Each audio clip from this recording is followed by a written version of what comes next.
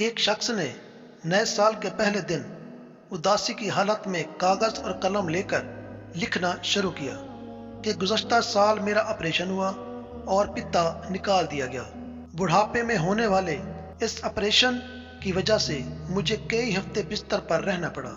اسی سال میری عمر 60 سال ہوئی اور مجھے میرے پسندیدہ ملازمت سے سبکدوش ہونا پڑا، جہاں پر میں نے اپنی زندگی کے قیمتی 30 سال گزارے تھے۔ اسی سال مجھے اپنے والد صاحب کی وفات کا صدمہ اٹھانا پڑا۔ اسی سال میرا بیٹا ایک کار حادثے میں شدید زخمی ہو گیا اور کئی ماہ تک اسے بستر پر رہنا پڑا، جس کی وجہ سے میڈیکل امتحان میں فیل ہو گیا اور کار کا تباہ ہو جانا علیحدہ نقصان تھا۔ اور صفحے کے آخر میں لکھا، آہ کیا برا سال تھا۔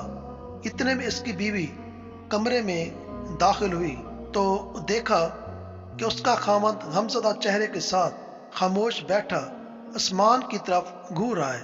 اس نے خاوند کی پشت کے پیچھے کھڑے کاغذ پر یہ سب کچھ لکھا پڑھ لیا اور باہر نکل گئی۔ کچھ دیر کے بعد واپس کمرے میں لوٹی تو اس نے ایک کاغذ تھام رکھا تھا، جسے لا کر اس نے خاموشی سے خاوند کے لکھے کاغذ کے برابر رکھ دیا۔ خاوند نے کاغذ دیکھا تو اس پر لکھا تھا کہ گزرے سال میں آخر کار مجھے اپنے پتے کے درد سے نجات مل گئی، جس سے میں سالوں قرب میں مبتلا تھا۔ میں اپنی پوری صحت مندی اور سلامتی کے ساتھ 60 سال کا ہو گیا۔